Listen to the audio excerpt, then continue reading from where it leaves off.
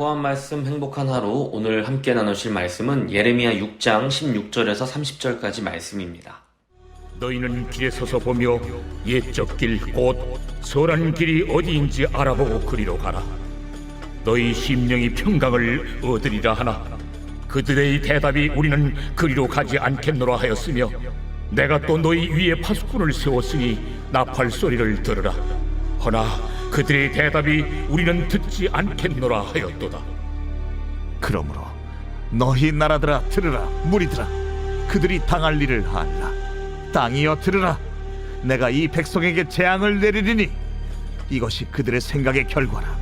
그들이 내 말을 듣지 아니하며 내 율법을 거절하였음이니라. 시바에서 유향과 먼 곳에서 향품을 내게로 가져오면 어찌하느냐. 나는 그들의 번제를 받지 아니하며 그들의 희생제물을 달게 여기지 않노라. 그러므로 여호와께서 이와 같이 말씀하시니라.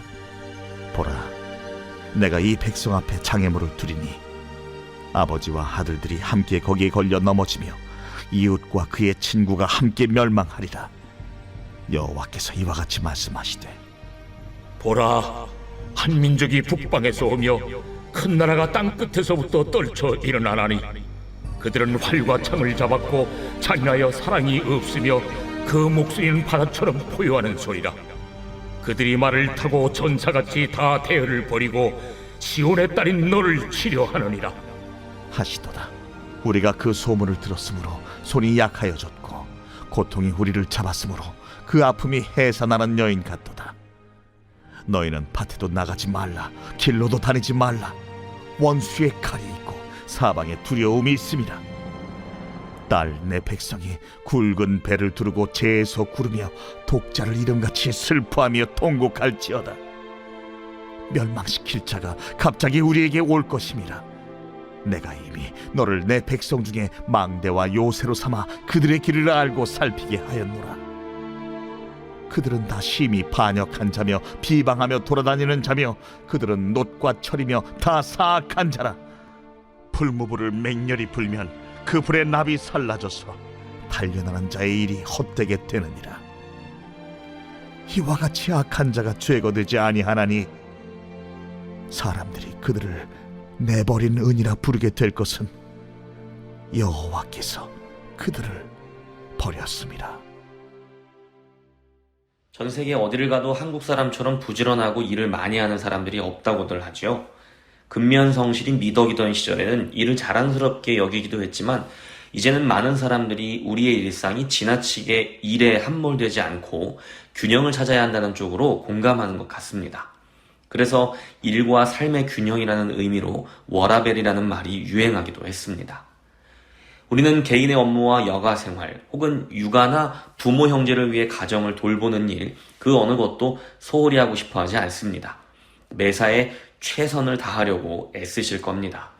그러나 우리가 우리 삶에 그렇게 최선을 다하다 보면 시야가 좁아지곤 하죠.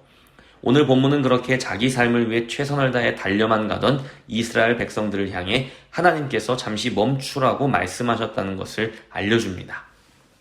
본문의 16절을 세번역 성경으로 보면 그 의미를 조금 더 쉽게 이해할 수 있습니다. 나 주가 말한다. 나는 너희에게 일렀다. 가던 길을 멈추어서 살펴보고 옛 길이 어딘지 가장 좋은 길이 어딘지 물어보고 그 길로 가라고 하였다. 그러면 너희의 영혼이 평안히 쉴 곳을 찾을 것이라고 하였다. 그런데도 너희는 여전히 그 길로는 가지 않겠다고 하였다. 16절의 길에 서서 보라 라는 말씀, 그것은 분주히 달려가던 일상에서 잠시 멈추어 내가 어디로 가고 있는지 점검하라는 말씀입니다. 여기서 말하는 옛길, 곧 선한 길, 가장 좋은 길은 어디일까요? 아마도 이스라엘 백성들의 조상이 걷던 그 길, 바로 하나님의 안내를 따라 약속하신 곳으로 향하던 그 길을 말하는 듯 합니다. 이스라엘은 분주한 삶의 행진을 잠시 멈추고 자신이 어디를 향하고 있는지, 선한 길, 가장 좋은 길, 올바른 길로 가고 있는 것이 맞는지 살펴보아야 했습니다. 하지만 그들은 멈추지 않았고 또한 그 길이 선한 길, 올바른 길이 아니었음에도 돌아서지 않겠다고 고집을 부렸습니다. 뿐만 아니라 그들은 바수꾼의 나팔 소리도 듣지 않았습니다. 높은 곳에 서서 그들에게 위험을 알리고 올바른 길로 인도하는 그 선지자들의 경고에도 귀를 기울이지 않았다는 말입니다. 그렇게 열심히만 달려가던 이스라엘은 하나님을 향해서도 열심히 달리기만 합니다. 그들은 귀한 향품과 희생제물로 하나님을 향해서도 쉬지 않고 열심을 내었습니다. 그러나 하나님께서는 그런 열심을 원하신 적이 없었습니다. 시바에서 유향과 먼 곳에서 향품을 내게로 가져오면 어찌함이냐. 나는 그들의 번제를 받지 아니하며 그들의 희생제물을 달게 여기지 않노라. 자신이 생각하기에 소중한 것, 중요한 것을 하나님께 드린다 해도 정작 하나님의 마음을 알지 못한다면 하나님을 기쁘시게 해드릴 수가 없겠지요. 우리는 최선을 다해 하나님을 예배하고 섬기고 나의 모든 것을 드렸다고 말할지 모르겠지만 하나님은 정작 우리에게 잠시 멈추어서 스스로를 그리고 열심히 달려가고 있는 그 길이 어디로 향하고 있는지를 돌아보라고 말씀하고 계시는지도 모릅니다. 그럼에도 우리가 멈추지 않는다면 하나님은 직접 우리를 멈추시기도 하십니다. 이스라엘은 멈추지 않았고 경고의 메시지를 듣지도 않았고 돌아보지도 않았고 돌이키지도 않았습니다. 그래서 하나님께서는 그들을 멈추게 하시기로 하셨습니다. 딸 내 백성이 굵은 배를 두르고 재에서 구르며 독자를 이름같이 슬퍼하며 통곡할지어다. 멸망시킬 자가 갑자기 우리에게 올 것임이라. 하나님의 딸, 하나님의 백성 이스라엘은 슬퍼하며 울어야만 했습니다. 괴로워해야만 했습니다. 올바른 길에서 어긋난 자녀가 훈계를 듣고도 돌이키지 않는다면 곡소리와 눈물이 나더라도 그것을 멈추어야만 하는 법입니다. 그들은 다 심히 반역한 자며 비방하며 돌아다니는 자며 그들은 놋과 철이며 다 사악한 자라.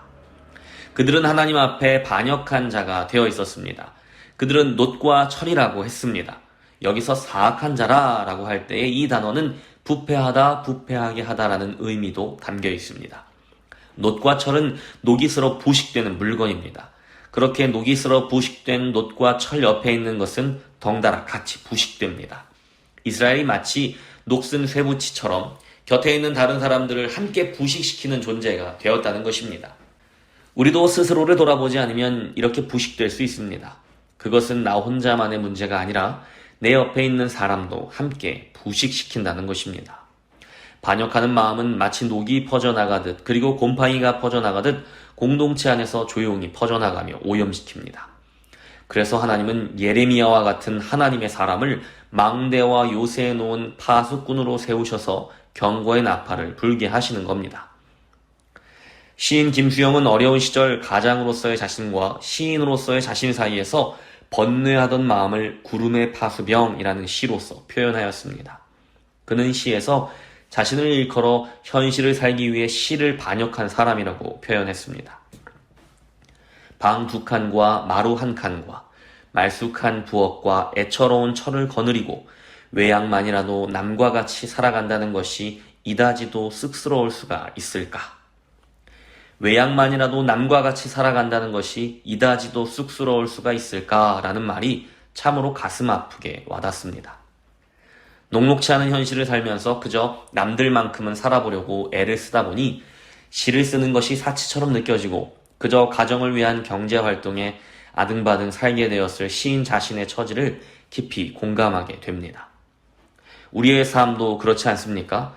내 자식 그저 남들만큼이라도 해주고 싶어서 우리도 남들처럼은 갖추고 살고 싶어서 지금까지 힘들게 살아온 인생 이제라도 좀 편해지고 싶어서 정말로 누구보다 열심히 살아왔는데 그 와중에 우리는 혹 무엇을 배반하게 되지는 않았을까요?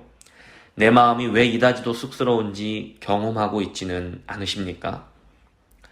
나의 양심, 나의 믿음, 하나님께서 부르신 나의 소명. 우리는 남들처럼 살기 위해 분주히 달려오면서 혹시 무엇을 배반했을까요? 번민하는 우리의 마음이 애처롭기만 합니다. 시인은 시를 마치며 자신이 산정에 올라 구름을 바라보는 파수병이 되었다고 말합니다. 산 꼭대기에 올라서 혹은 망대에 올라서 자기 자신의 삶을 돌아보고 있는 것입니다. 남들처럼이라도 살기 위해 그저 열심히만 살아왔을 우리도 잠시 멈추어서 산정에 올라 망대에 올라 우리가 가고 있는 길을 잠시 내려다볼 필요가 있습니다. 내가 잘 가고 있는지, 혹 하나님을 배반하고 말씀을 배반하고 잘못된 길로 가고 있지는 않은지, 내가 녹슬고 있지는 않은지 돌아보아야 합니다. 그 시간이 바로 묵상의 시간입니다. 그리고 기도의 시간입니다. 나의 분주한 일상을 잠시 멈추고 이 땅의 자리가 아니라 하나님의 자리, 하늘의 자리에 올라서서 말씀을 통해 내 삶을 그리고 내 길을 내려다 보는 것입니다. 말씀이 가리키는 곳이 어디인지 다시 보는 것입니다. 하나님이 나를 멈추시기 전에 내가 먼저 스스로 멈추어 그렇게 내가 달려가는 길을 조정하는 시간이 반드시 필요합니다. 그래야 우리는 부패하지 않을 수 있습니다. 반역하는 백성이 되지 않을 수 있습니다. 열심히 섬기면서도 하나님을 기쁘시게 해드리지 못하는 허망한 신앙생활에서 벗어날 수 있습니다. 그 분주한 중에도 따로 시간을 내어 반드시 기도하셨던 예수님을 기억해 봅니다. 오늘 하루 최선을 다해 업무를 보시고 가정을 돌보시고 여가를 즐기십시오. 그러나 반드시 모든 것을 멈추고 말씀에 귀를 기울이고 자신을 돌아볼 수 있는 산정에 오르는 시간, 망대에 오르는 시간을 가질 수 있으시기를 축복합니다. 분주한 일상을 멈추고 망대에 올라 예수 그리스도의 눈으로 내 삶을 바라보아야 합니다.